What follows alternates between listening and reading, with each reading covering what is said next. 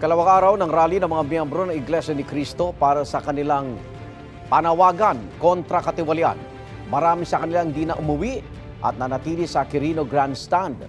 Darito ang unang balita live mula kay James Agustin. James.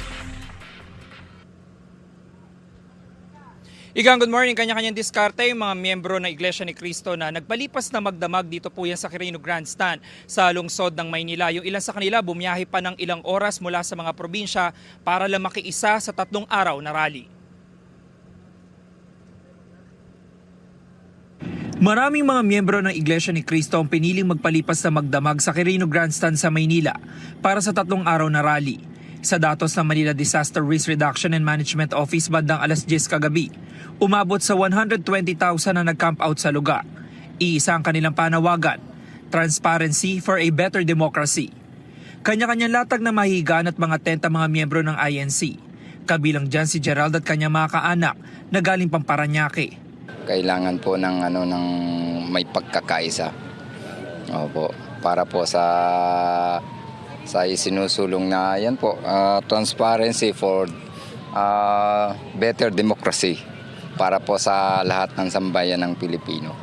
Bumiyahe naman ng 16 na oras mula sa Cagayan ng pamilya ni Ruth na dumating sa Maynila kahapon ng umaga. Gusto lang namin yung pananawagan ng pamamahala namin na ilabas yung transparency and accountability for justice. Ganyan din ang panawagan ng pamilyang ito na galing Masantol, Pampanga.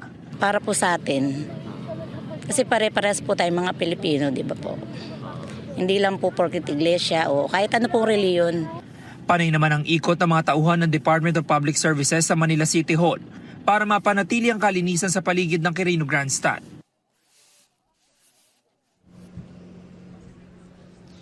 Samantala, Igan, ito yung sitwasyon ngayong umaga dito sa Quirino Grandstand sa lungsod ng Maynila. Bago mag-alas 6 ng umaga, Igan, na makaranas sa mahinang pag-ulan dito sa lugar. Pero ngayon pag-abon na lamang po yan, kaya yung mga miyembro ng INC kanya-kanyang diskarte. Yung ibang mga nagpalipas sa magdamag dito, may mga tent na sila, pero yung mga wala naman at wala silang dalang payong, ay nakisilong sila dun sa mga mas malalaking tent. Doon sa impormasyon na nakuha natin mula sa INC, ay alas 9 ng umaga magsisimula yung kanilang programa ngayong ikalawang araw ng rally. Yan ang unang balita mula rito sa lungsod ng Maynila. Ako po si James Agustin para sa GMA Integrated News.